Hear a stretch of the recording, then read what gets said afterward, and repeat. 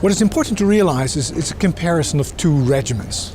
It's not a comparison only of two drugs, but because the one comes with subcutaneous injection and the other one comes with taking a pill, it really has their own intrinsic qualities.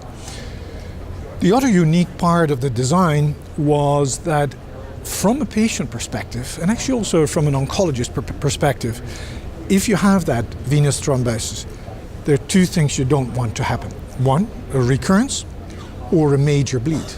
And so for this study, we therefore agreed that the primary outcome would be the composite of either the first recurrence or the first major bleeding. So it's a composite outcome of an efficacy and safety. And that's based on what I just mentioned, the fact that from a patient perspective, both are unwanted. Both are a disaster, will interfere with treatment, and if you can eliminate both, that's the purpose. The second element in the study was all the studies that had been done until 6 months. And so what we agreed is actually, listening to the guidelines, is if the physician and the patient wanted to continue the treatment because the cancer was still active, they could actually continue beyond 6 months.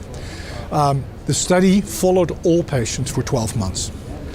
And so our objective was to show that what we have right now, which is the low molecular weight heparin standard, that in terms of that primary outcome, the recurrence or the major bleed, that it would be non-inferior, that these were as good as the standard. And that's what we convincingly showed. So the primary outcome, as they officially call it, is following these patients all the way up to 12 months, and whether they got a bleed or whether they got a recurrence, that was counted as an outcome, and that was 12%, 12%. So completely identical. What we did in addition to that is we looked at some sensitivity analysis, which basically is a way to see how robust the outcome is. So we also looked pre-specified at 6 months, and at 6 months, clear non-inferiority. And then finally, the way you can do it is look per protocol. That's to say, everybody that really followed the protocol, which is a kind of a conservative order. And again, very nice non-inferiority. So the overall conclusion is that if you have a venous thromboembolism associated with cancer, and in this population, the great majority of these patients had active cancer, were receiving anti-cancer therapy. More than half of the patients had metastasis. So we're talking about a really sick population.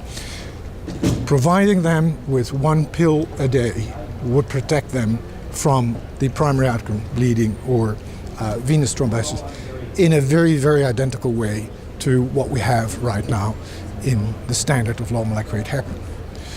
The last point, what we did is we looked at the severity of the bleeding when they occurred. And that follows a scheme of categories 1, 2, 3, 4.